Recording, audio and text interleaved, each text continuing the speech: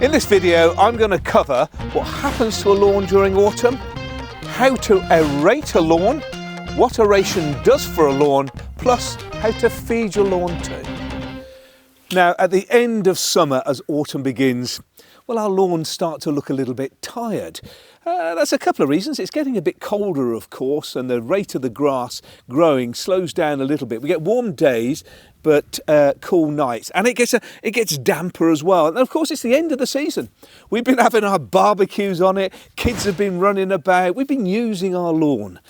But now, where it's moist in the ground itself, it's a perfect time to do some lawn maintenance. So the first thing to do is to make sure you don't get a build-up of a dump of leaves as they're falling off the trees.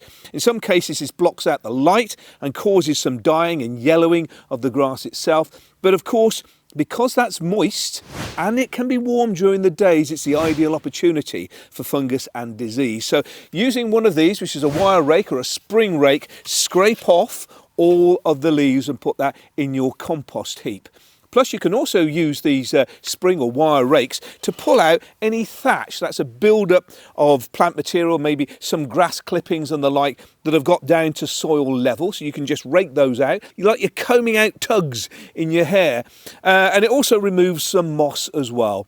But the moisture in the soil makes it ideal conditions for the next activity.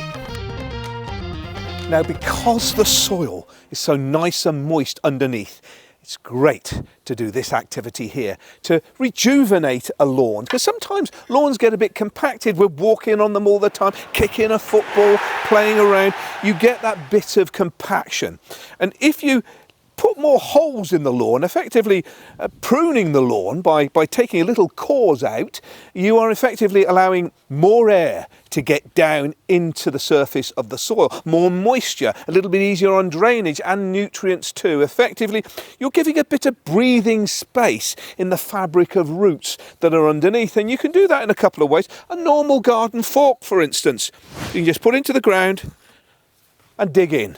Then, about 10-15 centimetres further forward, in again. And these small holes that you're making is perfect because it's giving a little bit more air in there.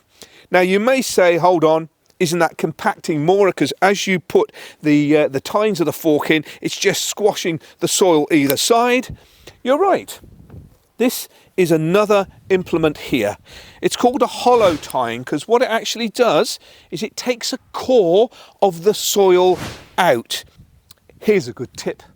Put down a line along your garden so you can follow it, so you know where you've done. So here's what I'm going to do. Just put my foot on, straight into the ground, like that.